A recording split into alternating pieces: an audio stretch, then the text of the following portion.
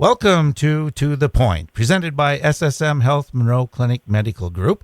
I'm Kent McConnell, and I'm visiting today with Dr. Jacob Becker, primary care physician at SSM Health Monroe Clinic. And Doctor, welcome today. Thank you. Glad to be here. Now, if you wouldn't mind, how about offering us a glimpse of your background, perhaps, and a little bit of what made you want to go into medicine? Yeah, so actually, I hadn't really considered doing medicine in high school. What got me interested is my father, unfortunately, got ill, and I got exposed to some of his phenomenal healthcare providers, and they inspired me to take up the field of medicine. So I went to undergraduate college at the University of Wisconsin-Milwaukee, and I went to medical school down in Bradenton, Florida at LECOM. Initially, I thought I was going to stay down there. I thought everything was going to be perfect. However, I realized I much preferred the Midwest, so I came back here to Monroe Clinic to do my residency. Doctor, now that we've welcomed in the new year, today we're focusing on a much talked about topic, that being New Year's resolutions, and how families can set goals together. To start, why should families look to set goals? Well, I think goals are essential for families. For one, kind of helps children establish routines, and structure, we know, is very helpful in the development of children. Particularly, they can develop habits that kind of grow exponentially over life and help them become more successful. Other than what you just mentioned, Dr. Becker, are there other benefits to setting goals as a family? Yeah, so I think there are many other benefits when it comes to setting goals as a family. For one, it allows your child to be kind of part of the conversation and feel like they're involved in some of the decisions made as a family.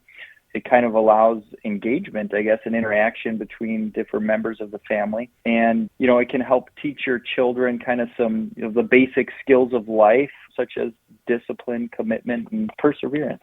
What tips might you have, Jake, that would be helpful for establishing family goals? There's actually a very well-documented system. It's called SMART goals.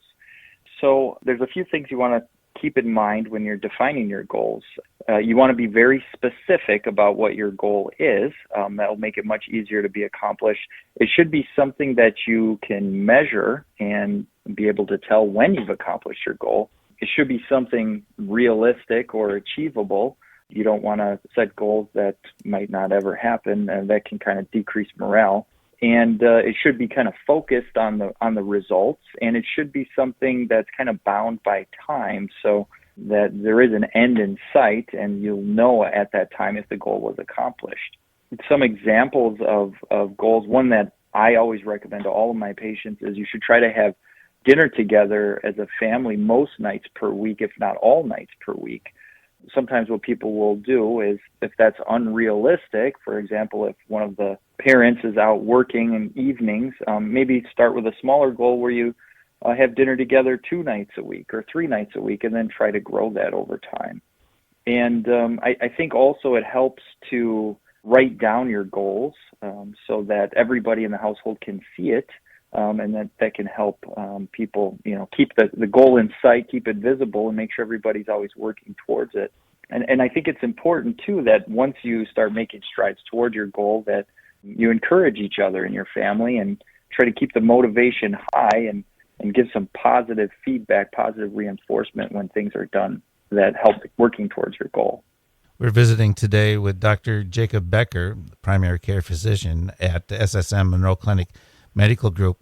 And Doctor, I'll throw you a bit of a curve here perhaps, but what if you have a member of your family that absolutely refuses to participate? Any suggestions as to how you might be able to convince them it's a good thing to be a part of the family?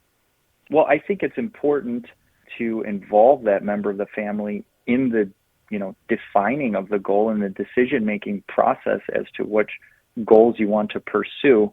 And perhaps you can compromise a little bit, if there's somebody that has a goal that's kind of unique, maybe you could compromise on a goal and come up with a solution that might work towards both parties. Doctor, besides diet and exercise, what are examples of goals that families can set? I think a very important goal is to make sure that everybody is getting enough sleep. I was just talking with one of my mentors today who was explaining to me that potentially up to 50% of children diagnosed with ADHD are not getting enough sleep at night. So I think it's very important to have a structured bedtime for everybody in the family, including the adults. And another good point is to maybe turn the lights down maybe an hour or two before bedtime and put away all the electronic devices and perhaps read a book instead. Sometimes you can read books out loud as a family together, or you can read independently, but that kind of helps with development of critical thinking skills in children. So I think that's it's very important. Both of those are very important goals to have. This kind of ties in with what I mentioned just a little bit ago about someone who may refuse to participate. How about some advice that you might offer for parents whose child wants to perhaps give up on their goal after they've started? Yeah, no, that's a struggle that I'm sure most of us will face when we try to create these goals. But I think it's important to remind them of the purpose of the goal. Why are you working towards what you're working towards? What are the benefits of achieving that goal? And then, maybe focus on some of the strides that they've accomplished already in working towards that goal. Again, I would say to celebrate any, positive accomplishments in working towards that goal, and try to teach kids to have a positive self-talk and keep their frame of reference focused on some of the more positive things working towards the goal. Another thought I had too is you could also, if you're having trouble, kind of sticking to that goal, could potentially go back and maybe redefine the goal to something that's a little bit more easily achievable, and that might help encourage some motivation that way too. Well said. Dr. Becker, thank you for being with us today. It's been my pleasure. Thank you for having me.